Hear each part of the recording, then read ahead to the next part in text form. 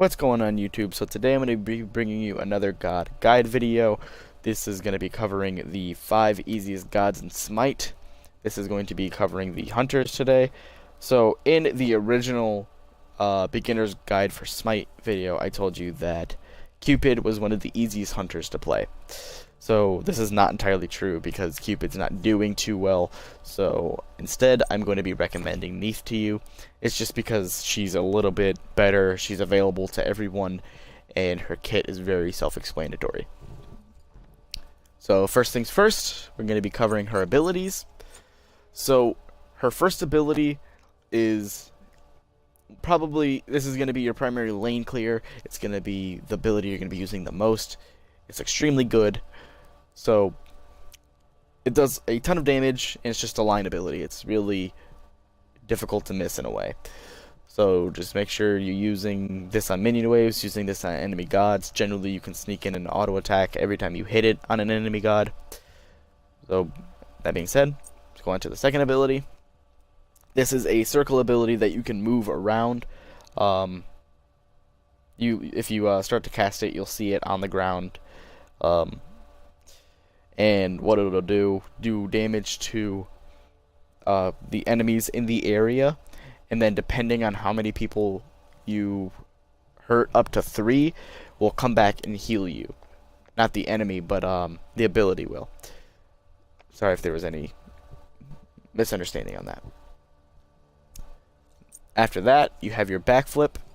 This may be a little bit weird for you because this is different than your average mobility, but it is pretty decent mobility if you can not counterplay, but work around it.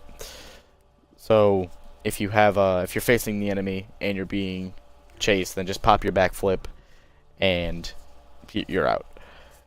Just keep in mind, in sometimes higher levels of play, more often than not, your enemies are going to be using your backflip against you. Neith's ult is extremely good. It does a ton of damage, and just like Nemesis ult, it is impossible to miss. The only way you can miss this is if you get your target onto somebody, or if you accidentally target the wrong person, and someone steps between you and the person you're targeting.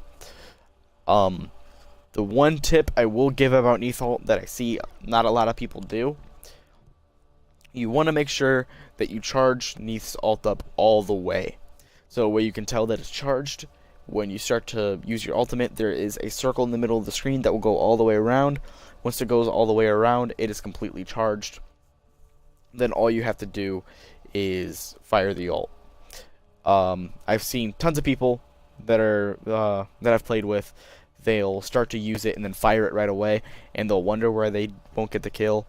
As you can see on the last part of the item description, the arrow can be fired quicker for diminished returns results. And so what that means is that if you use it and fire it right away, of course it's going to do less damage. The next thing, which is her passive, it's really difficult to describe, but when an enemy god is killed or you backflip, it leaves a weave on the ground, and then you can use her first and second ability on it, and it gives different effects. I won't go too far into it, but the more you play Neith, the more you'll get a hold for it. That being said, let's go into the level order for your abilities. You are going to be prioritizing your first ability. I like to put a point to my backflip, then I go unravel. Then I level that twice, and then level it 4 times. Level the unravel, spirit arrow, ult, unravel, world weaver, backflip, ult, backflip, backflip, ult. The reason why I like to go level 5 and then the ultimate, that little bit of extra damage isn't going to be that much different, but you're going to be using your spirit arrow more than your ult, so you'll actually manage to probably pull more damage from leveling this than you would your ult. If you think it would make the difference in leveling it in the next team fight, put a point into it if you need to, between putting that level 5 up. I just like to put the 5 into that ability because, well, into these two, because getting that extra damage and that extra healing is going to be better than that 90-second ult. That being said, let's go into our builds. So Neith can be built two separate ways. Primarily, I'm going to be covering the ADC build, the Hunter build, and that's generally what you want to be going. And the other build that you can go is a Mage build. I do not recommend going Mage builds. Just stick to what you know, go Hunter builds. But just do know that if you do get into better levels of play, that you can go Neith Mage. You can play Neith as a Mage in a way, if that makes sense. Alright, let's go into the first, your starts for Neith. You want to go Hunter's Blessing. Then after that, you are going to be going Tier 1 of Transcendence. Then you are going to get 3 health pots. Then 2 mana pots. This is the typical ADC start now, but just do know that this is the only class that you will be doing this. Everyone else is no, sorry, mages also do this, but your guardians, assassins, and warriors would go this tier 1, then go boots. The hunters and mages are going into their stacking item right away. So your first item would be Transcendence. This is primarily because getting that stacking item online is huge. So say if you're playing against another ADC that's running this start, if you get their stacks online before you do, if you get your stacks online before they do, you're in a super good place. This is the same thing with mages. It's just ensuring that you're doing a lot of damage, which is what Transcendence is going to bring you. This is also, you're also going to like having Transcendence with Neith, because not only does it have cooldown, but it has mana. Generally, when I'm playing Neith, I'm throwing my abilities off of cooldown when I'm in a team fight, because they just do a lot of damage. They offer a lot of setup, especially her root ability. So you're going to be using abilities so you can reap the benefits of the cooldown off of this, and also that extended mana that you'll be having.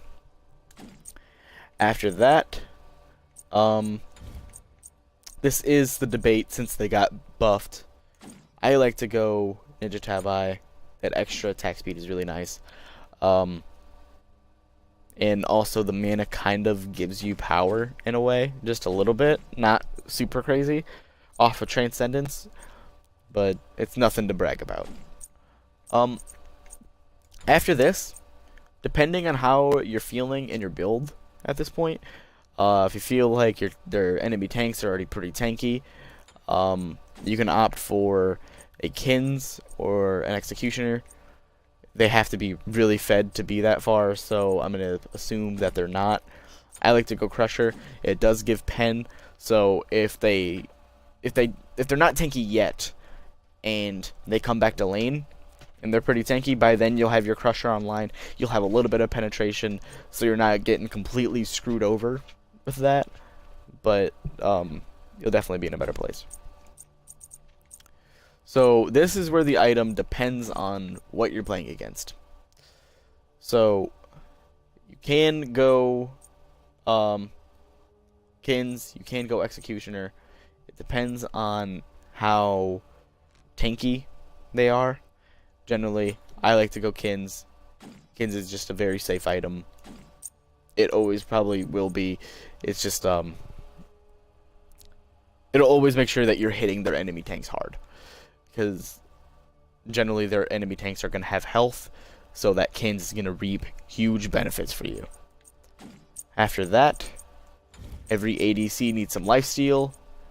I'm like an Aussie. I'm always a fan of Aussie. It's pretty self-explanatory item. If you're low on health, start shooting some arrows and stuff. Pretty self-explanatory. Also, it gives attack speed and more penetration. So in this build so far, you really don't have crazy penetration, so I like to round it off with a Titan's Bane. Same principle with Kins. You're going to be hitting the enemy tanks pretty hard with this, because if they don't have more than 175 protections, then you are going to be hitting, or more than the cat for Kins, I don't remember what it is. If they don't have more than that, you're going to be hitting them hard anyways. So they deal with the wrath that is Kins and Titan's Bane, or they deal with the wrath that is the rest of your items. So generally these are the things that I like to go with Neith as far as items go. The two relics that you should want to be looking at the most, of course, is Aegis and beads. You don't have to get them if you don't have to get a respective one if you don't think you need it. But generally these are the two relics that you want to be getting. If at any point you can get wards and you're playing Conquest, try to. If you've seen my Geb video, I don't think I can ever stress enough how important wards are. This Season 5 map is massive. Wards help a ton. That being said, that'll be all. Don't forget to like, comment, and subscribe. And I'll see you next time.